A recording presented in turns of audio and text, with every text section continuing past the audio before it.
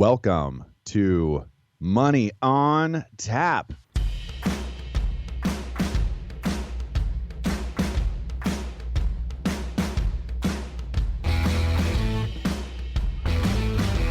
Money on Tap, your personal finance headquarters, where we bring out the professionals' experience and some fun in what we call three-dimensional investing, utilizing insurance, brokerage, and fee-based planning. That's what we do on this show. We look at all sides of the issues, and we bring a fully independent planning perspective to the table. Welcome back. You're listening to Money on Tap, and you can reach us at 855-226-8551. My name is Seth Cressman, joined here once again with Ben Brayshaw and Dan Mickelin. How are you guys doing today? I'm doing good, Seth. I'm doing good. I'm kind of excited about our Social Security show coming up here. Yeah, me too. This is it's one of those topics that seems to be a mystery to most and is essential to all. So let's get into that. Was shocked actually about this quiz that was taken nationally and how many people just fail this thing miserably on some simple questions. So I think this is probably way more relevant than we even give it credit for. Yeah, I've got my normal amount of coffee on board, but I'm feeling the same way. I've got like this rocket ship ready to launch. So that's a good indicator. It's going to be really good today.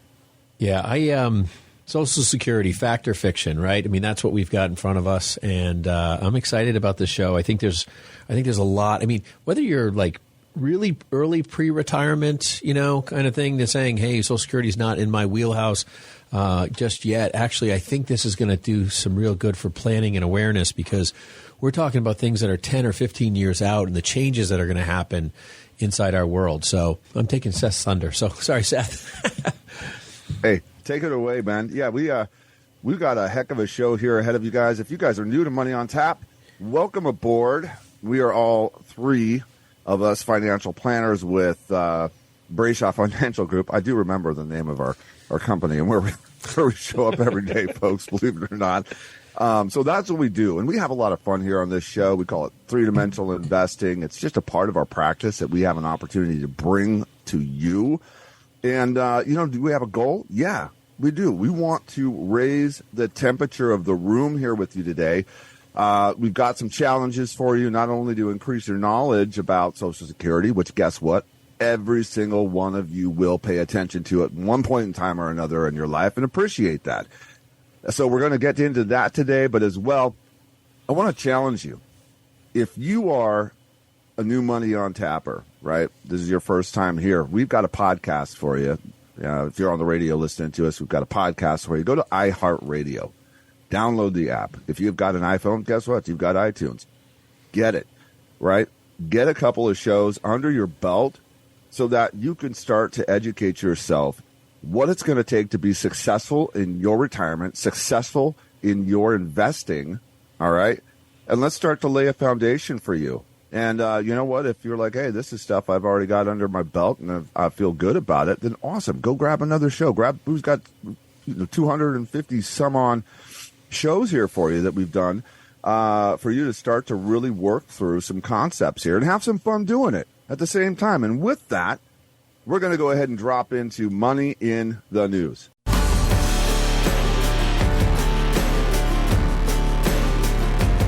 And first up, we've got coming to us from Fox Business, and this is written by Greg Wayner.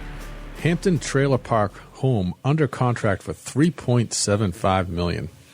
And when I first saw this article, I thought they must be talking about an entire development of trailer homes. But in fact, well, when you look at the picture, that's kind of what you get too, because there's a few back there that you're like, oh yeah, that's got to be rolled in there. I mean, this has got to be the epitome of location, right? I mean, $3.75 million for an 800-foot 2-bed, 2-bath trailer.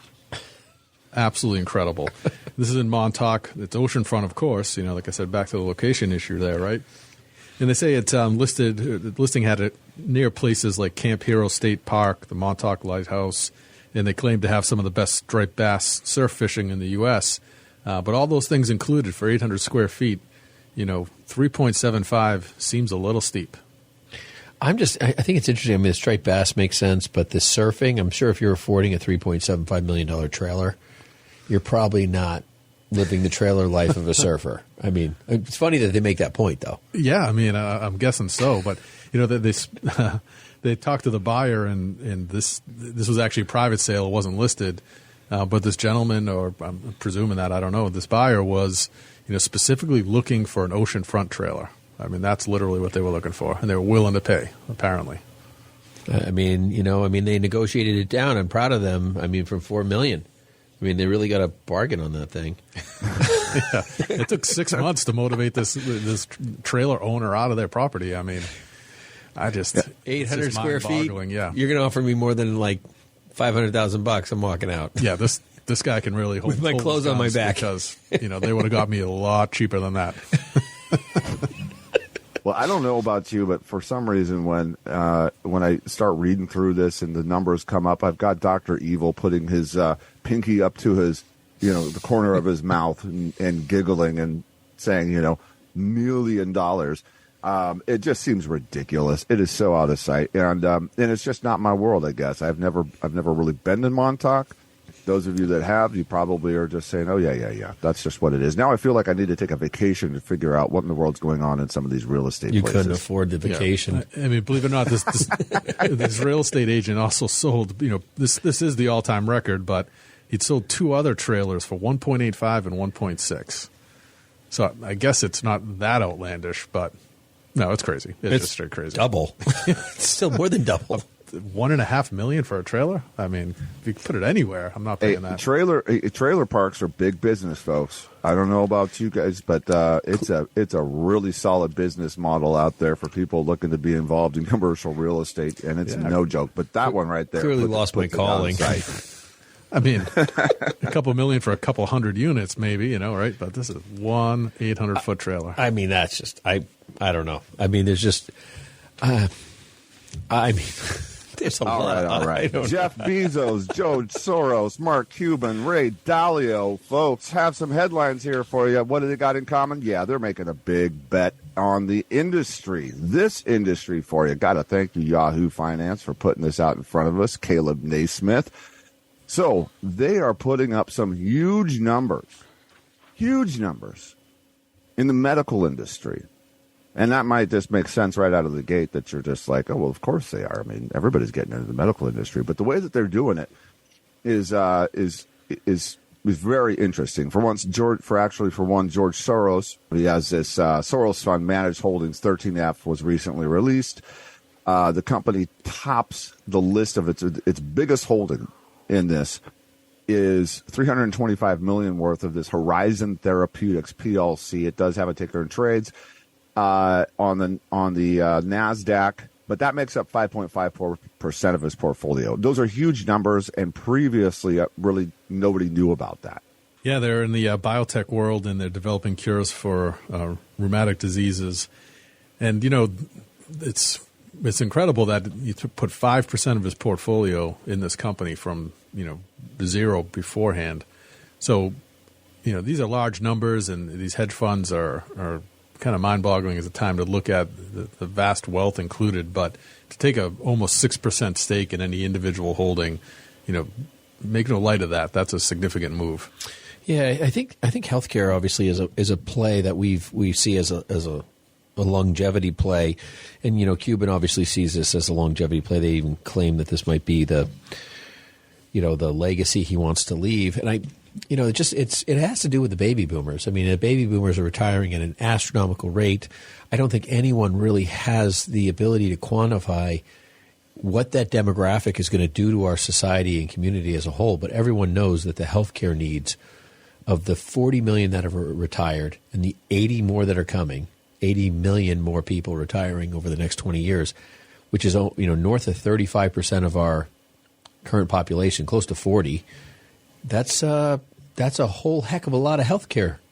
Yeah. I mean, everyone sees that demand is just going to skyrocket. I mean, this is a buy it, hold it, and save, kind of scenario. And, these guys are they're just not making investments. They're making, like when they talk legacy, they're talking lifetime investment. I mean, that's probably Mark Cuban's entire lifetime, because it's not only just the 20 years that these people are retiring. The last people that retire are still going to retire for 20 or 30 years. So this is a potentially a 30-year, massive demand. And I mean, where that demand is, whether it's cancer or heart or medical devices or any of these different spaces, there's a lot of need that is, potentially going to be there. Now, whether or not that's already priced into some of these stocks, I mean, the one company, Horizon Therapeutics, that it mentions in this article that, Soros has bought into, I mean, the stock has skyrocketed. I mean, it's at its all-time high, basically. Yeah, and they're all kind of approaching it different ways. I mean, all noted billionaire investors for sure, but, Soros is going heavy into this one particular company you just talked about. Cuban's got a startup thing going. I mean, that's going to be his own. That's private. You just can't dip into that on the marketplace. Yeah, 'cause it's titled Cost Plus Drugs Company, so it's a pharmaceutical company. Bezos is adding, into his Amazon universe here, an online pharmacy. What's interesting is Dalio. He's the founder of Bridgewater Associates. He's been in the news a lot lately as he's retiring with an absolutely massive package, but he's buying into a couple of stocks that we talk about a lot and that we on and off hold in our portfolios, which is Procter & Gamble and J&J. So kind of more household names there. Yeah, I really like that part of it. For one, I'm a big Ray Dalio fan. I love the book that he put out there and just the concepts that he kind of surrounds himself with outside of the marketplace. His story is one of those boom busts, and he just came back and learned from each one of those situations. So, and I do like how it's like more of the household name, blue chip stock. It's, everybody's healthcare versus, we're going to carve out this new space in the the Amazon world or the Mark Cuban world to really, do healthcare at that level. I think those are going to be some big payoffs for them. I don't think there's any doubt about it that each one of these are going to receive some big tailwinds from what we've been talking about here with the baby boomers. And with that, we've got to get on to some more news.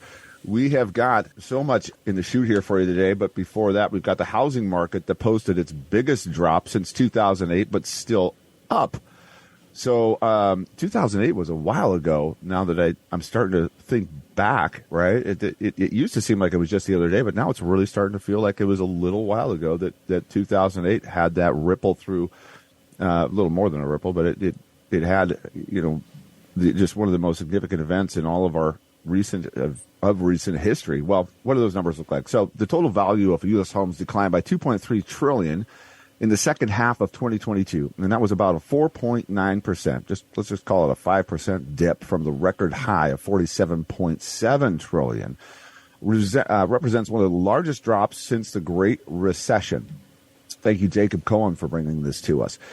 So that's some really interesting information coming in through the feedback of the Fed, the raising of rates, so many of these marketplaces that we've seen just go off the charts in terms of real estate. Call it San Francisco, Boise, Idaho, Seattle. All these places have just, as we've brought money in the news to you in the past, have gone off the charts with how expensive the real estate has shot up in those areas.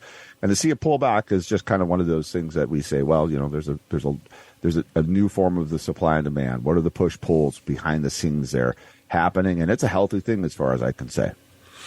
Yeah, I think with the real estate, I mean, there's just so much going on with real estate.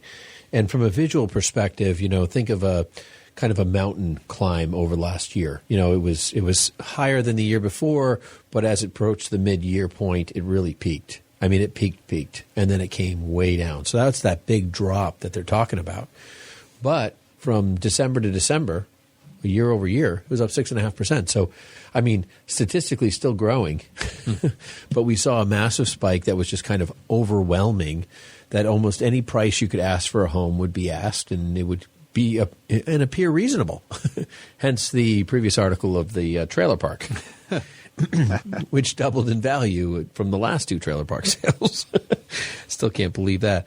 But I think the thing is as interest rates continue to climb, and we've talked about this over and over again, I mean, there's a certain space kind of in that, median range of, buyers, that kind of, $500,000, $300,000 to $600,000 range that will be massively impacted by these rates. I mean, they've already got a low rate. They're not necessarily hopping a job to move to sell a house to buy another one at a higher rate when they might have a 3% mortgage moving to a 6% 30-year. It's just not necessarily in the cards. I mean, it's like, what raise are you going to possibly get that would justify that level of an increase? You're potentially likely to just stick with what you got, or even look to rent. There's definitely some weird dynamics. And I think rates, and we all know, and the Fed, all these statistics, the Fed's going to raise rates supposedly 50 basis points, and they're going to continue raising. I think they're going to raise all year long. I think people are naive to think that they're going to lower. The CPI, the number just came in this morning, but it was back up again. It was the biggest increase month over month since June. They said so. Everything that we've been trying to do, just isn't really getting there. Nope. And I think the thing is that the only countries, and there may be a few more, but I was reading an article a while ago. I mentioned it before on the show. Is countries lowering rates were China and Turkey. But the rest of the world's raising rates, and it's not impacting the way we're hoping it does. And I really do think we're going the wrong direction. Wow. Folks, that should wet your beak a little bit for today. We are going to take a quick break, and when we come back, we're going to be talking about Social Security fact or fiction. We've got a quiz here, some questions to go over with you, and you know what? We're going to straighten it out. It's going to have some fun around Social Security. Don't go anywhere. We'll be right back.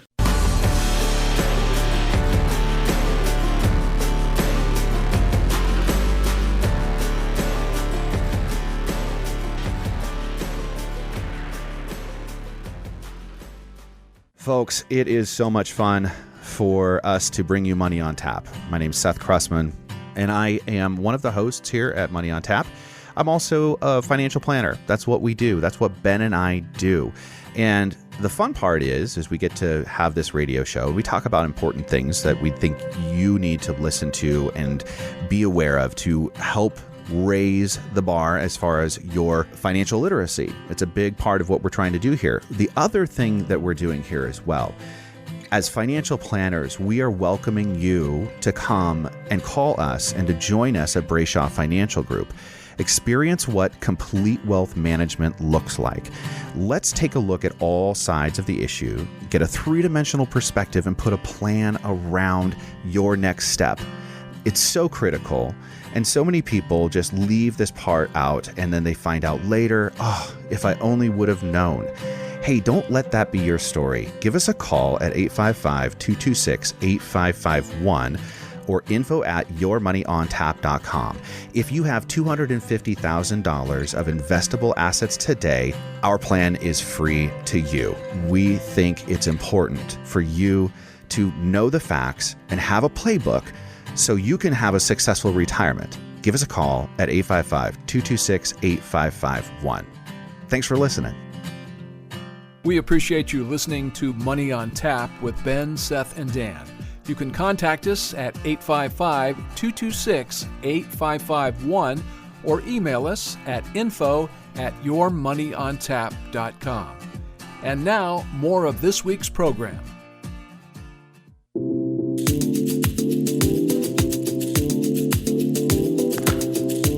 Welcome back. You are listening to Money on Tap, and you can reach us at 855-226-8551 or info@yourmoneyontap.com. Gotta thank you for joining us here today. If you're joining us via radio, we do want to challenge you to go get a podcast or two under your belt. Find something else out that is of interest to you, or you feel like, hey, I need to learn a little bit more about that. We've got over 250 some podcasts that we've recorded on all sorts of topics around the your investing, becoming a successful investor, or a three-dimensional investor, and understanding all different sides and how important it is to put these pieces together for you. Go do that. As well, we have quite a show for you today on the fact or fiction of Social Security. There's just, it is a space that is financial planners we deal with all the time. And I got to tell you, it's one that if you haven't spent much time in, and even if you have, even people that we work with quite a few people in this space as far as, advisors of Social Security, and Ken Barron, who's been on here with us before, worked with Social Security and retired from the Social Security Administration. has shared with us quite a bit on some of the topics that we're going to bring to you today, just how many people, even within the Social Security Administration, are confused about or deliver the information not quite the way it's supposed to. All those things to be said, go to the Social Security Administration, go to the website, grab the information from there, and make sure for yourself that you're getting the correct information, okay? Because you know what? Even as we're going through some of this stuff today, it might be just kind of flying over your head. And it may just take a few times of getting down to your situation, how your money's working, to really understand how Social Security is going to work through your scenario and your taxes to be completely accurate. With that, let's do this. Yeah, this quiz came to us from Mass Mutual, and what was astonishing is that 65% of the people between 55 and 65 years old nearly failed or failed outright this quiz. And those are people that are really approaching or into the years in which these decisions are imminent. You know, when are you going to collect it? How are you going to collect it? Understanding how much you're going to get and the taxes around that. You know, it's really kind of a pivotal age group there as it relates to Social Security. And, you know, what's, for most people, one of the foundational elements of retirement planning, right? That's the pension that we all get from the government that is supposed to be there. Although we've discussed on a number of shows, and we'll touch on it probably again in this show, you know, the kind of little bit rickety state of the Social Security program as it was, and then with the big COLA increase they just passed for this year upcoming, the largest since the early 80s, you know, that's going to have a negative effect on the program's ability to pay going forward. But kind of jumping into the quiz here, which I really found enlightening, but the first question up is, if I'm receiving benefits before my full retirement age and continue to work, my benefits might be reduced based upon how much I make. Any guesses there? Well, I'm going to go with a big fat true. That's correct. That is correct. Well, you know, I think the thing is about, you know, the biggest misnomer about Social Security is that, you know, like I'm going to get to collect Social Security or I'm not going to get to collect Social Security. There's taxes, no taxes. People just don't understand how all of these pieces work. I think that's the part that brings so much confusion to it, because honestly, Social Security is complex, right? I mean, that's really the general issue here. What comes into play here is just the earnings test, which confuses everybody. And in this year, the earnings test is it was like $21,240, I think, is what it was raised to this year. That's right. And you know, basically, if you're going to make more than that, they're going to withhold $1 of Social Security for every $2 you make over that. And that's something you should disclose beforehand, but at times it does happen at the end of the year. And as you move up the earning ladder into the 50,000 neighborhood, you know, 56,250 up from 51,960 last year, there's a $1 for every 3 earned withholding. And what's important here is two things to note about this that are kind of in the lesser known facts, is that once you hit full retirement age, this test goes away. You can make whatever you want afterwards. And this withholding itself is different from a tax in this sense, in that, you know, the withholdings are applied if you collect prior to FRA, full retirement age, but they'll be repaid to you after full retirement age. So the Social Security keeps a running calculation of what they've withheld, and they'll adjust your number up once you hit FRA. Right. It's almost like it almost helps, like it acts as almost as if you had delayed your Social Security a little bit. That's kind of how it actually impacts it. But taxes do come into play, and we're going to get to that question. Next up. Number 2, if I have a spouse, he or she can receive benefits from my record even if he or she has no individual earnings history. True. So this is how this works is, let's just say, for instance, that I've been a stay-at-home mom and my husband's been, working, and he's age 65 and decides, you know what, I'm going to start collecting my Social Security now. So the spousal benefit will be now applied to me. That I don't have any credits in the Social Security world because I just haven't put together the income and paid to the Social Security what's necessary to qualify. What I do have is that spousal benefit that's half of whatever my husband or spouse has made applied to me. Now that continues to pay me that, and as long as my spouse is alive. Now what happens after my spouse passes away, if that spouse is first to die, I then receive the greater of my benefit, or whatever the spouse was receiving now becomes the benefit that gets paid out to me. Well, up next, if I have a spouse and he or she passes away, I will receive both my full benefit and my deceased spouse's full benefit. And that is false. And you just kind of touched on that a little bit, Seth. So what would happen in this case is the surviving spouse will end up with essentially the equivalent of whatever the better of the two benefits was. So there's a couple different ways you can arrive at that point. It depends if the surviving spouse was previously taking a spousal benefit or their own benefit, those which can be slightly different numbers. At the end of the day, on the passing of the spouse, the survivor will end up with the better of the two benefits as a total.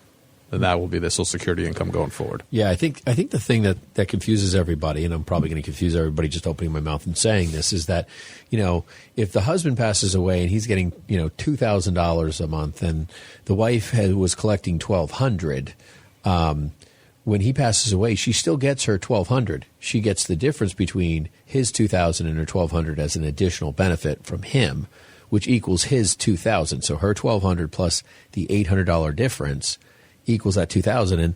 And so people say, oh, so I get my husband's benefit because it's the same number as the husband's. It's actually officially not, but that you can think of it that way. And I think that's probably the easiest perspective, which is why people say it so often. Yeah, I mean, there's a couple different ways you get there, but the bottom line is the survivor will get the better of the two, and that's going to be their benefit going forward. Yeah, and that's the equivalent, right? So it's complicated. It's it's funny if you say it to somebody. That feels a little bit like me. Like, hey, I went to the Olive Garden, right? Yeah, I ate at the Olive Garden. Did you walk in the front or the back door? I don't know. I still ate. Got in there. I sat down. I ate.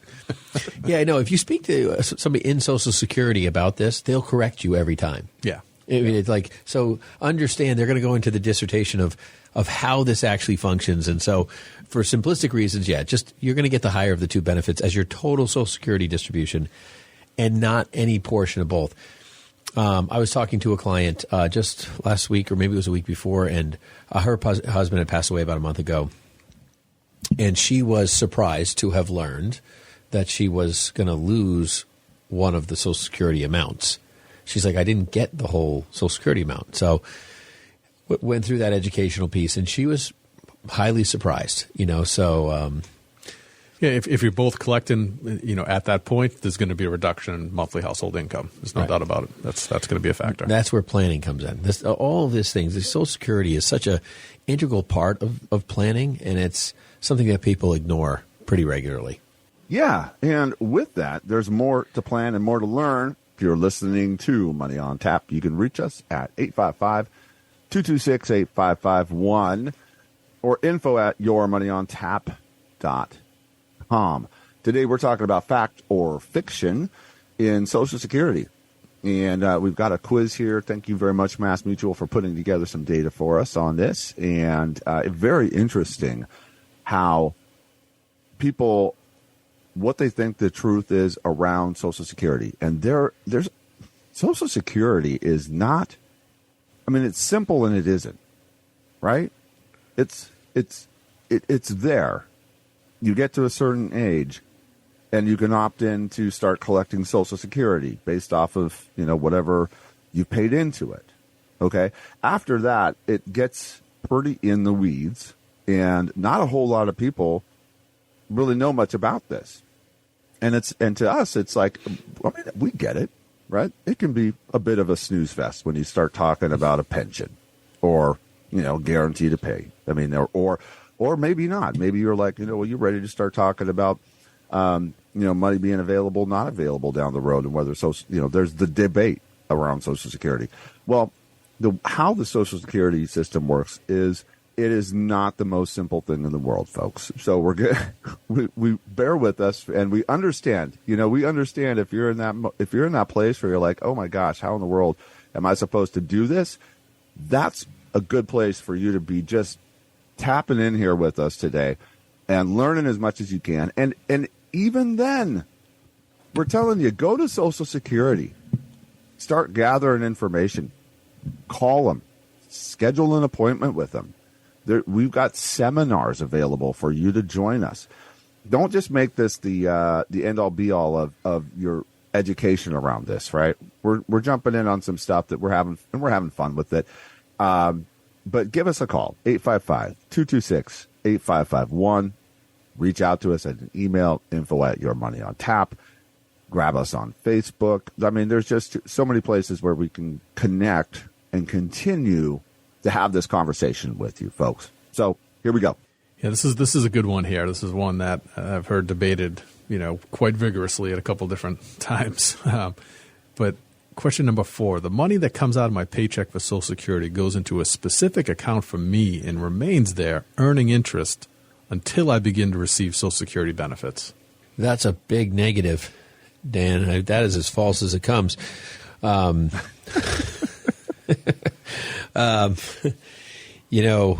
There's a lot of problems in Social Security. One of them is the funding capacity of it. So currently, right now, I'm not in any sort of belief that the amount of money I pay into Social Security is ever going to return to me. But that's my current perspective.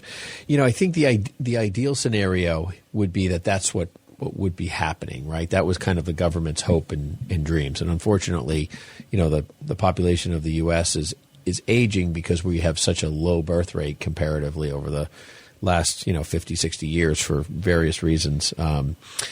And that has really stammered our ability to pay into Social Security. I mean, that's the truth of it, right? I remember doing seminars around this, 10, 15 years ago, and one of the first slides on Social Security was very simply but factually highlighting how broken it is in the sense that the first person to receive benefits, had paid into the system for like a month or two and collected for 30 years, right? So whenever you're dealing with, large pools of people who are going to have varying contributions based upon their earning experience and how long they earned for, there really isn't any way to have it work in the sense that question would suggest where you're going to get back specifically the dollars that you put in and whatever those grew to.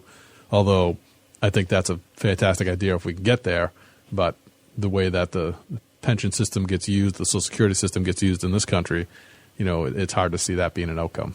Yeah, no, I would agree. Well, next up we have here, under current law, Social Security benefits could be reduced by 20% or more for everyone in 2035, Seth. Can I think about it? Sure can. Take your time. Just give me a second here because I'm really stuck on that last one. Still. I'm going to go with true, and I'm going to circle back on the last question there because it's interesting to me. Sometimes as we're doing the show, sometimes things pop in to the conversation and into my head that I'm like, gosh, I never thought of it that way. And the relationship between putting that money into it's like. It feels like you should be putting the money in the bank. It grows and you get the money back. But, it's the same thing with my taxes. I pay the taxes, and I would sure hope that those are going towards, the things that we've been voting for and told that they should be going for. But the truth is they're going overseas. They're going to increasing and funding politicians in whatever they are deeming. Anyways, it's a big like it's kind of a spiral down for me if I keep going down that road. So anyways, with this, it is a tough thing to say that, yes, the truth is that the under current law that Social Security benefits could be reduced by 20% or more for everyone by 2035. And we do some more research and have conversations around Social Security and articles come across our desk. It's been interesting for me to note that is becoming more of a conversation.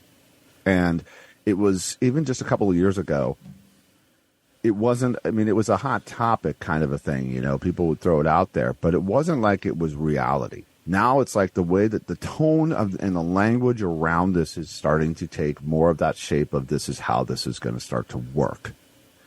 Yeah, I think you're right, Seth, for sure. It's definitely becoming more aware to people. But, when you get your Social Security, you usually a month or so before your birthday, you get a letter in the mail from Social Security. I haven't seen mine. So I think they stopped mailing them. They stopped mailing them, right? Yeah. They did mail them again at one point, but I don't know.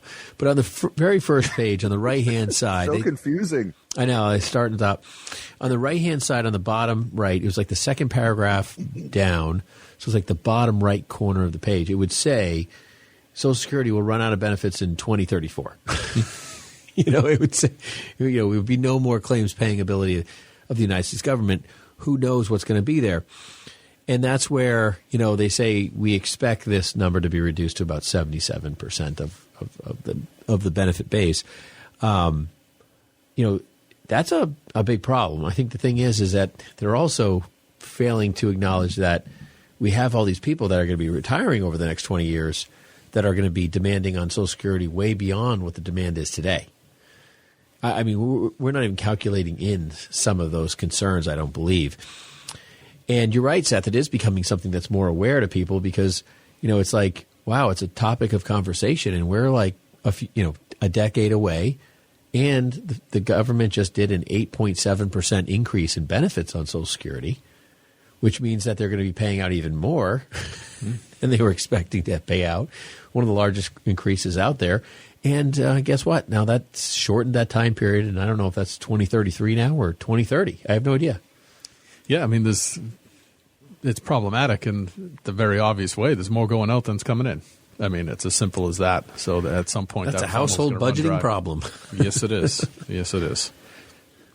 Well, I don't know what's going to happen with Social Security, and I know they're going to have to make some adjustments because, I mean, right now, our national debt's like over 60% of, just to service the debt is over 60% of our budget. So, that is a major, major problem. And as they continue to raise rates, the servicing of that is tied to that. So therefore, our servicing number goes up. I mean, for us to be raising rates to make our debt more unbearable is just crazy to me. Yep, like I said, it can send me into a dark place pretty quickly when I start taking a look at that household budget and how we're trying to do it nationally. Gosh, I would. Anyways, let's get going here. Dan, I got a question for you, buddy. If I file for retirement benefits and I have a dependent child, age 18 or younger, they also may qualify for Social Security benefits. That is true. And that's a pretty unique scenario there where you would have somebody, old enough to collect but with children young enough to be a qualifying dependent. But it does happen. And the fact of the matter is that these children would become eligible to receive benefits based upon the, age and ability of their parent to collect. So it's, again, pretty niche little opportunity there. But if you happen to fall into that scenario, be aware of these benefits that they're out there. I mean, you'll be draining our pool a little earlier than you need to, but the fact of the matter is, by law, that benefit exists. All right. Here's one for you, Ben. If I get divorced, I might be able to collect Social Security benefits based upon my ex-spouse's Social Security earnings history. Well, Dan, if you get divorced, I don't know that you're going to be alive. But I'll definitely be on the run. So. You'll definitely be on the run. I don't know where you're going to mail my checks to. But. Well, so yes, if you get divorced and you've been married over 10 years, you are eligible for the Social Security piece of that. And so that's a lot of people, don't know that. Like they've been married a long period of time and, things don't work and they have no idea and they're doing planning around, Social Security because Social Security doesn't understand that until you apply and you go in there. So if you've been divorced and you are married 10 years or longer, it is definitely worth going into the Social Security Administration because you're not going to probably know what your ex-spouse's financial scenarios are and what you're eligible for and so forth. And that's not something that they have to approve for you or anything. It's an entitlement that you have to be aware of. So, and you don't have to talk to them about it. It's not, there's no signing. Like I have people have said to me, like, I'm really concerned. I don't really want to have this conversation with them. It's not a conversation with them. It's a conversation with Social Security. Yeah, there's absolutely no requirement on the divorced spouse's end to agree, to sign off. Like you said, it's not that they're granting you permission for this benefit. You're entitled to it. You've earned it. Now, we've had some interesting scenarios come in where people have found themselves in a second or third or later on relationship, or however you want to call it, and they've had to contemplate whether or not to get remarried based upon potentially losing this ex-spouse's Social Security benefit. Yeah. So, I mean, we come across some interesting conversations, to say the least. But that's one of them. Yeah, people don't want to lose all these. Like they know that they got that benefit and they don't want to lose it. Yeah, I mean, they've already been married, they've already been divorced. It's usually the case for both of them. They're saying, well, are we really going to go through the ceremony and the paper and then lose the income? And I'd say no, but Question number, whatever. One time for me, that's it. Folks, you're listening to Money on Tap. You can reach us at 855-226-8551 or info@yourmoneyontap.com. Again, I'm going to circle back to the challenge here for you, folks. Go ahead out to iHeartRadio or iTunes. Download the app if you don't have it. Grab Money on Tap and subscribe to Money on Tap, and then download the episode that looks like, hey, this makes sense. I should be paying attention here. I want to learn something here. That's what it's about. We're going to raise the temperature in the room and become successful investors here. Thank you for listening to us today. Going and subscribing to Money on Tap. You can reach us at 855-226-8551 or info@yourmoneyontap.com. We'll be right back.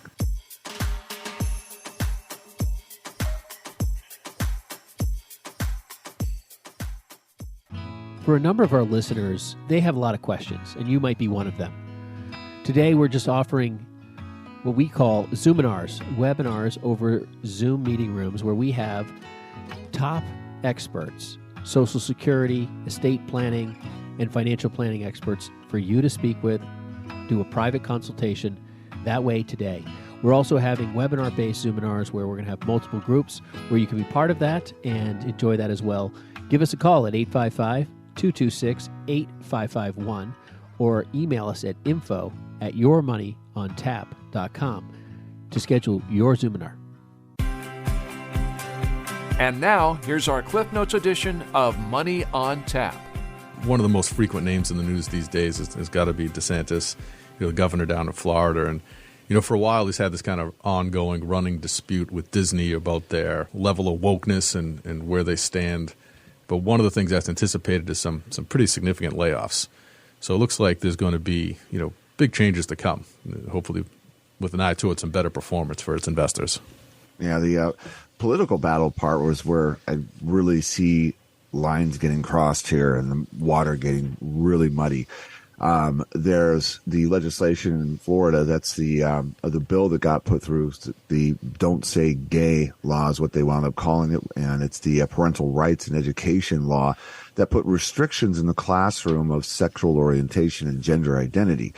Now, that's one of those places where I get it. There's been changes in Disney that our family has struggled to see. Disney should be a safe place. I mean, that was the design. That was the theory. I mean, and now, they're just drifting away from that. Thanks for joining us for this Cliff Notes edition of Money on Tap, with great tips from the pros in three-dimensional investing, utilizing insurance, brokerage, and fee-based planning. You can reach us at 855-226-8551 or email us at info@yourmoneyontap.com. And now, more Money on Tap with Ben, Seth, and Dan.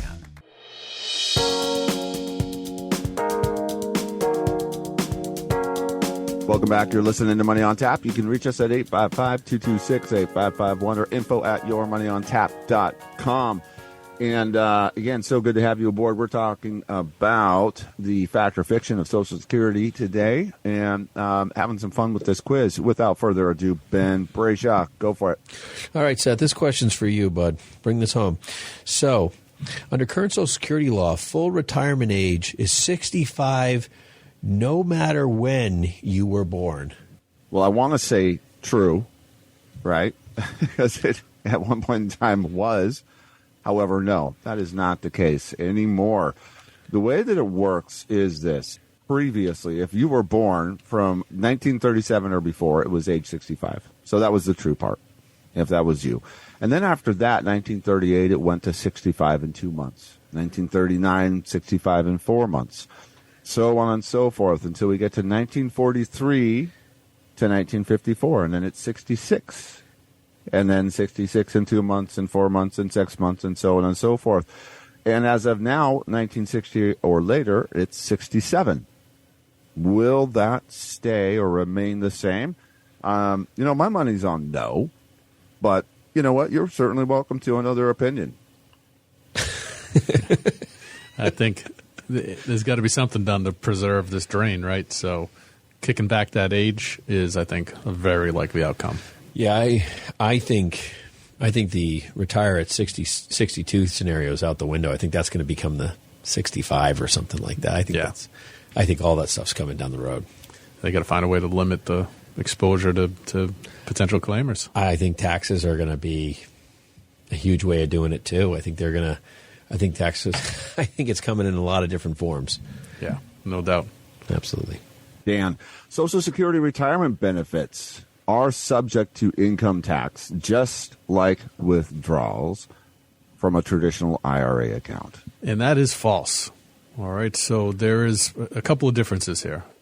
In some ways, Social Security benefits, or at some levels, can become taxable, but a withdrawal from an IRA, a traditional IRA, is fully income taxable. So every dollar you take out of those types of retirement vehicles are going to be taxed right from get-go. But when it comes to Social Security, the taxation doesn't begin until you hit $25,000 of total income. And at that point, you'd be taxed at 50%, and that goes right up through $34,000.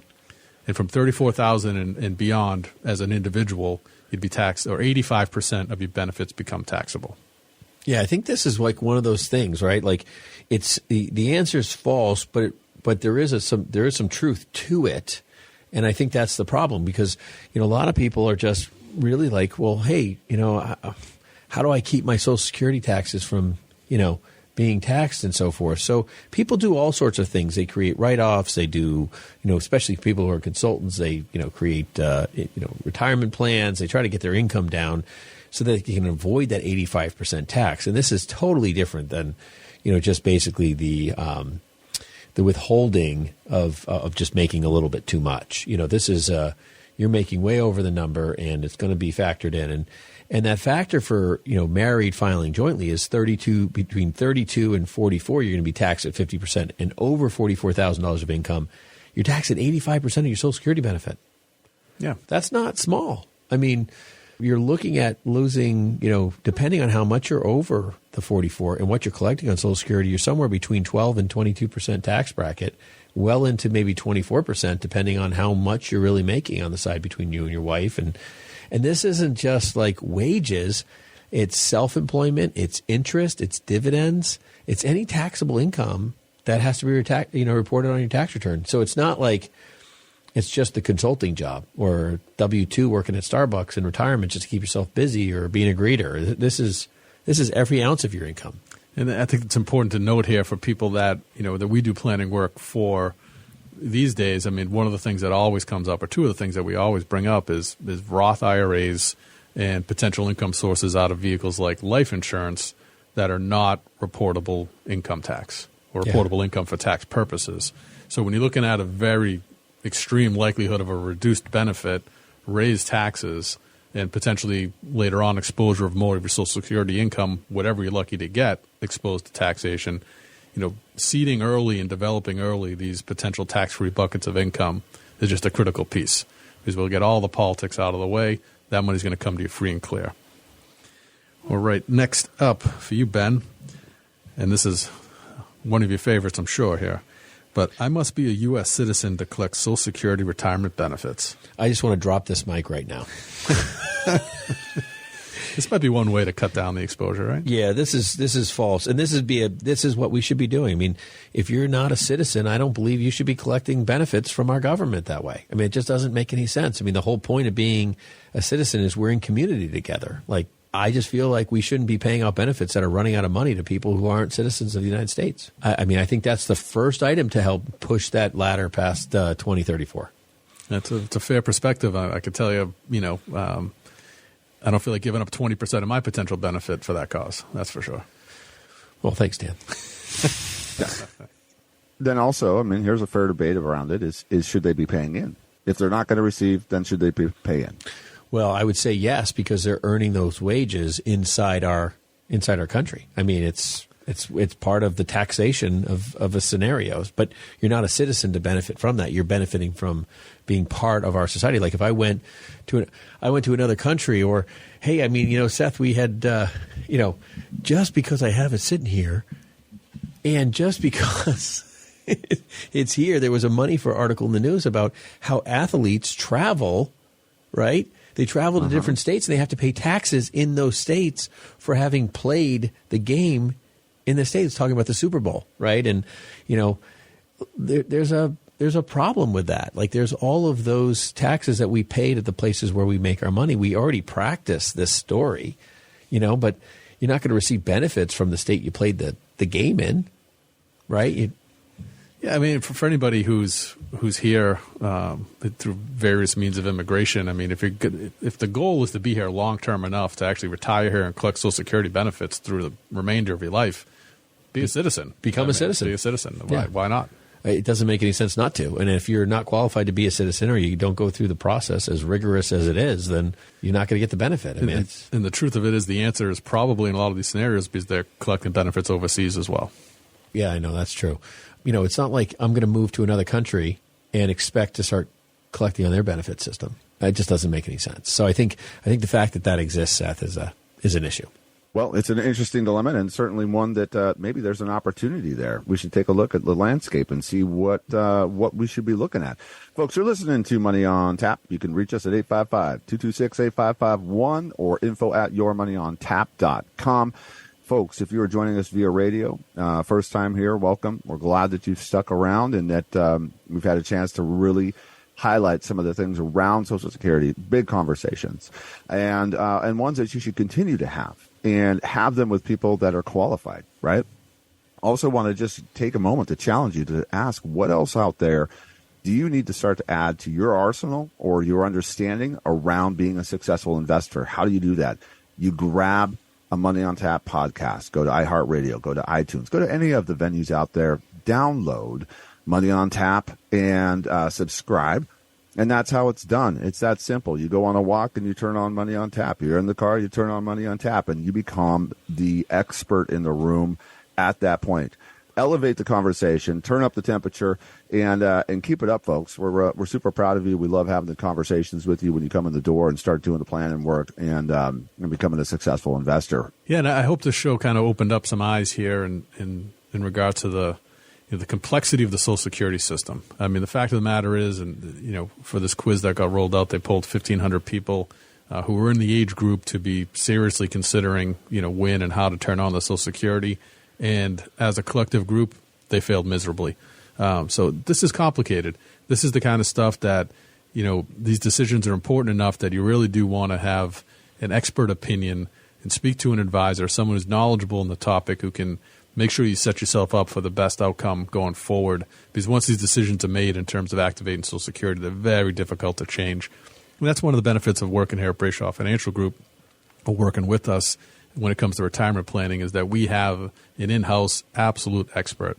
Mr. Ken Barron worked for the Social Security Administration for over 30 years? 30 plus, yeah. Yeah, so and he's readily available to us and just a wealth of knowledge on this stuff and can really help us make decisions that are going to be critical decisions for your well-being in retirement. Yeah, no, I think Social Security is one of those things that, a lot of people think that they just know what's going on, or, if they don't know, they don't want to pretend they don't know, they want to, but, 2/3 of the people polled, Dan, failed or flunked the exam. So you're not alone in not knowing all the different variables, and it almost seems endless. I mean, the study material on Social Security alone is just overwhelming. We actually, if you go to our website too, BrayshawFinancial.com or YourMoneyOnTap.com, we have a resources tab that has our retirement roadblocks, which we have a video on Social Security. You can get further detail there. And I would just encourage you, give us a call. Come in, sit down with us, have a cup of coffee, and let's talk about some of the concerns and, kind of how your scenario is unique. Because I got to be honest with you, I've never sat down with somebody that their scenario is just like somebody else that we just, there's similarities, there's comparisons, there's ways to do things. But honestly, taking your specifics and, managing them into something that's, intentional and targeted towards your retirement date and time and expectations and goals, that's something that with some real professional help, you should be able to amplify the outcome more so than you can do on your own. Amen. I love it. I love it all. It's been a lot of fun. You know what? Did not disappoint. Like the feeling in the room before we got going, it was awesome. It was awesome. It was a lot of fun. It was a great topic. And folks, we cannot wait to spend some time with you doing the work, getting through the planning. Like Ben said, amplify the results. It's going to be awesome. And we cannot wait to do it with you here. Become a successful investor. Do that in your life today. Grab some money on tap, listen to another show, and amplify your outcomes. See you next week.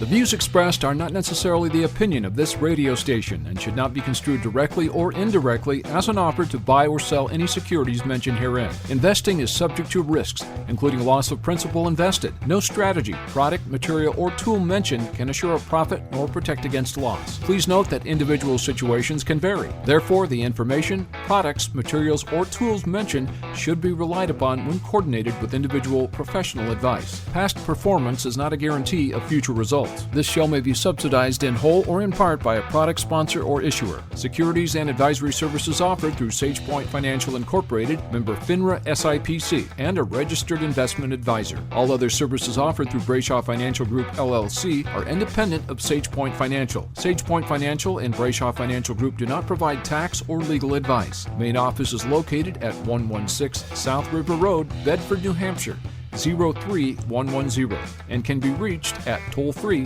855-226-8551.